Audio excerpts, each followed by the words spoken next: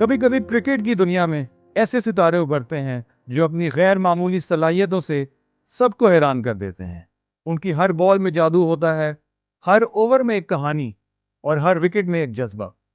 लेकिन हर कहानी का अंजाम खूबसूरत नहीं होता। कुछ किरदार सिर्फ टैलेंट के दम पर आसमानों को छू लेते हैं, लेकिन फिर किस्मत, खुद के फैसले और कुछ खुद की गलतियां उन्हें वापस ज़मीन पर गिरा देते हैं। ऐसी ही एक कहानी है पाकिस्तान के स्विंग के जादूगर, एक ऐसे बॉलर की जो अगर वक्त के साथ चलता तो आज क्रिकेट की तारीख में उसका नाम वसीम और वकार के साथ लिखा जाता है। ये कहानी है मोहम्मद आसिफ की, जिसने क्रिकेट की फील्ड पर तो हर दिल जीता, लेकिन ज़िंदगी के मैदान में अपने फैसलों से सब कुछ खो दिया। मोहम्मद आसिफ एक ऐसा बॉलर जो हवा को अपने इशारों पर नचाता था, जिसकी बॉल कब सीम करती थी और कब स्विंग, ये समझना दुनिया के बेहतरीन बैट्समैनों के लिए बहुत मुश्किल था। शेखुपुरा की धूल भरी गलियों से निकलकर उसने क्रिकेट का ख्वाब देखा था। ना अच्छे ग्राउंड्स, ना मॉडर्न कोचिंग, ना कोई सहूलियात, बस एक जज्बा था और एक खामोश मेहनत जो दिन रात जारी रहती थी। 2005 में जब उसने अपना इंटरनेशनल कैरियर का डेब्यू किया तो दुनिया ने शायद महसूस नहीं किया, लेकिन कुछ समझने वाले समझ चुके थे कि क्रिकेट की दुनिया में एक नया सितारा आ चुका है। असली जादू तो 2006 में दिखा। हिंदुस्तान और पाकिस्तान के दरमियान एक हिस्टोरिक टूर होने जा रहा था। 3 टेस्ट मैच और 5 ओडीआई मैचेस शेड्यूल थे।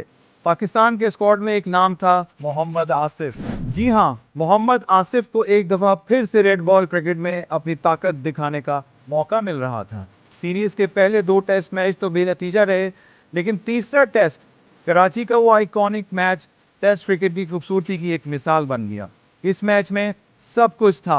इरफान पठान की पहले ओवर में हैट्रिक, कामरान अकमल की मैच विनिंग सेंचुरी, मगर जिस चीज़ ने इस मैच को असल में चार चांद लगा दिए वो था मोहम्मद आसिफ का जादू।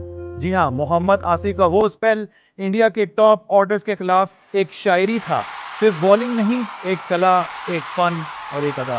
फर्स्ट इनिंग्स में मोहम्मद आसिफ ने 78 रन देकर 4 कीमती विकेट हासिल की, जिसमें वीवीएस लक्ष्मण, सचिन तेंदुलकर और युवराज सिंह जैसे सितारे शामिल थे। उनका जादू इस कदर छाया कि पाकिस्तान को 6 रन की क्रूशल लीड भी मिल गई। फिर आई सेकेंड इनिंग्स और आसिफ ने जो दर्स दिया वो आज भी टेक्स्ट बुक्स में लिखा जा सकता है।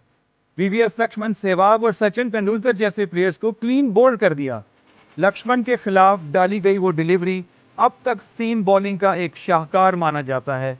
बॉल ऑफ स्टंप के बाहर पिच होती है, बैट्समैन फुल कॉन्फिडेंस के साथ डिफेंस करने जा रहा होता है और अचानक बॉल तेज टर्न लेकर अंदर की तरफ आती है और पैड के दरमियान से गुजरती है और स्टंप्स का सफर खत्म कर देती है। वो नज़ारा, वो लम्हा सिर्फ एक जुमले में बयान हो सकता है। It was a pure art. Asif की स्विंग और सीम का इंडियन बैटिंग लाइनअप के पास कोई जवाब नहीं था। वो स्पेल मैच विनिंग साबित हुआ, पाकिस्तान मैच जीता और आखिरकार सीरीज भी अपने नाम कर ली। मोहम्मद आसिफ को फैंस की तरफ से इतनी तारीफ मिलती है कि सब मान लेते हैं Asif is the next big thing in the world cricket. और सिर्फ फैंस नहीं, उस वक्त के कैप्टन इंज़मामुल हक भी ये तस्लीम करते हैं कि मोहम्मद आसिफ में वो दम है जो किसी टीम की तकदीर बदल सकता है। कमेंटेटर्स चीख उठते हैं, Asif is poetry in motion. Mohammad Asif from Pakistan. I felt he was just a magician with the ball. Mohammad Asif. That guy with the new ball. Oh, unplayable. Mohammad Asif, the Pakistani fast bowler, his ability to accelerate off the wicket I thought was just phenomenal. Oh, and he's got him. That's very well done. That's a big wicket. Mohammad Asif. Bowling! And there's an edge too. Marcus Northcote. Yes! Crackerjack of a delivery from Mohammad Asif. दुनियाई cricket के बड़े stars Asif के आगे बेबस नजर आते हैं। कई स्टार्स प्लेयर्स को आसिफ ने एक से ज्यादा बार आउट किया, जिनमें हाशिम आमला 5 बार, माइकल क्लार्क 4 बार, AB de Villiers, Ricky Ponting, Graeme Smith और एलिस्टर कुक को 3-3 बार आउट किया। इवन केविन पीटरसन को मोहम्मद आसिफ ने 2006 के इंग्लैंड टूर में 4 दफा आउट किया और ही was totally clueless against Mohammad Asif. और ये सब प्लेयर्स काफी दफा मुख्तलिफ इंटरव्यूज में कह चुके हैं Asif was the toughest bowler they have ever faced. 2006 से 2008 तक मोहम्मद आसिफ का नाम दुनिया भर में धूम मचा रहा था। इंग्लैंड के खिलाफ ट्रेंट ब्रिज का स्पेल, जहां उन्होंने बैटिंग लाइनअप को उल्टा कर रख दिया। West Indies, South Africa, Sri Lanka, हर टीम का टॉप ऑर्डर उसके स्विंग के आगे बेबस था। किसी ने कहा आसिफ को देखकर लगता है जैसे बॉल जमीन पर नहीं हवा में तैर रही हो। शुएब अख्तर जैसे लेजेंड का कहना था, अगर आसिफ अपनी फिटनेस और डिसिप्लिन मेंटेन करता तो दुनिया का सबसे डेंजरस बॉलर हो सकता था। उन्होंने मजीद कहा कि मैं गारंटी करता हूं वो मिगरा और वसीम अकरम के लेवल का बॉलर बन सकता था, लेकिन जैसे तकदीर और अपनी खुद की कुछ गलतियां हर रोशन सफर में अंधेरा डाल देते हैं, आसिफ का रास्ता भी आसान नहीं था। चैंपियंस ट्रॉफी 2006 से पहले जब सब कुछ आसिफ के हाथ में था, अचानक एक बॉम्ब फटा। उसका और शुएब अख्तर का डोपिंग टेस्ट फेल हो गया। नैंड्रोलॉन एक बैंड सब्सटेंस उसके ब्लड सैंपल में आया। शुरू में आसिफ कुछ समझ नहीं सका, लेकिन जब मीडिया का तूफान आया, पीसीबी का बैन लगा, तो वो आसिफ जो पूरी दुनिया में जीत रहा था, एक शक और इल्जाम के तूफान में फंस गया। लोगों के लिए वो एक विलेन बन गया जो अपनी सारी मेहनत को एक टेबलेट में खो बैठा। कहानी यहाँ पर खत्म नहीं होती। 2008 में एक और धचका लगता है जब आसिफ के बैट से कुछ ग्राम नारकोटिक्स बरामद होती हैं। कस्टम्स के सामने आसिफ की आंखों में शर्म होती है, जैसे खुद उसे समझ नहीं आ रहा था कि उसने अपने साथ क्या कर डाला। जिस आसिफ को कभी स्टेडियम भरे फैंस सल्यूट करते थे, अब मीडिया की फ्लैशलाइट्स उसे एक क्रिमिनल की तरह कैप्चर कर रहे थे। वक्त आसिफ के हाथ से निकल रहा था और वो खुद भी इस दौर में गुम हो गया था।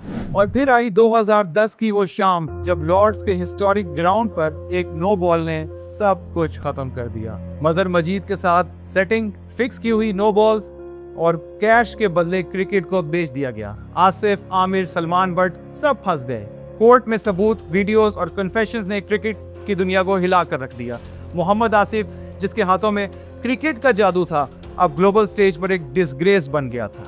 कोर्ट ने सजा सुनाई, आसिफ को जेल भेज दिया गया और क्रिकेट का सफर जो आसमान की बुलंदियों को छू सकता था, अचानक अंधेरों में डूब गया और मोहम्मद आसिफ को इंग्लैंड में जेल हो गई।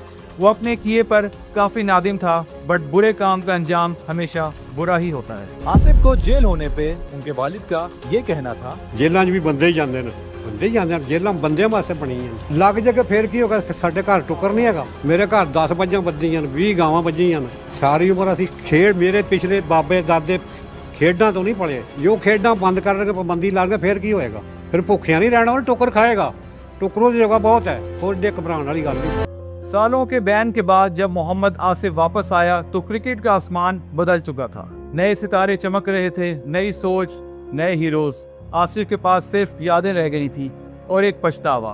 टीवी इंटरव्यूज में जब वो रोया, जब उसने कहा मुझसे गलती हुई, मैं अपनी टीम, अपनी कौम, अपने फैन से माफ़ी मांगता हूँ, तो हर देखने वाले के दिल में एक दर्द ज़रूर था, मगर वक्त कभी पीछे नहीं मुड़ता। I apologize for my all actions that have brought disrespect to my beloved country. I feel very sorry.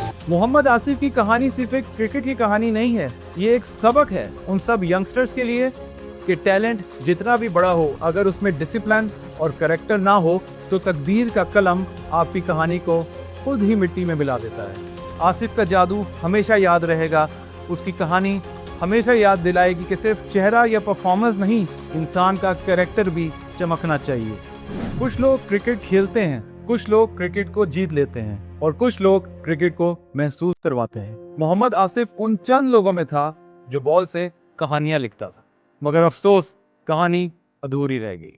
आज भी जब बॉल स्विंग करती है, जब सीम अपना रक्स करती है, तो कहीं ना कहीं एक आवाज़ आती है, काश आसिफ अपनी कहानी खुद बर्बाद ना करता। लेकिन कहानियाँ सिर्फ जीत की नहीं, सीख की भी होती हैं, और आसिफ की कहानी हमेशा याद दिलाएगी, असली जीत टैलेंट से नहीं, इंसानियत से होती है। उम्मीद है आपको ये कहानी पसंद आई होगी। मजीद ऐसी कहानियों के साथ हम फिर हाजिर होंगे। देखते रहिए Pakistan sports updates. And I am your host Babar Sheikh, signing of.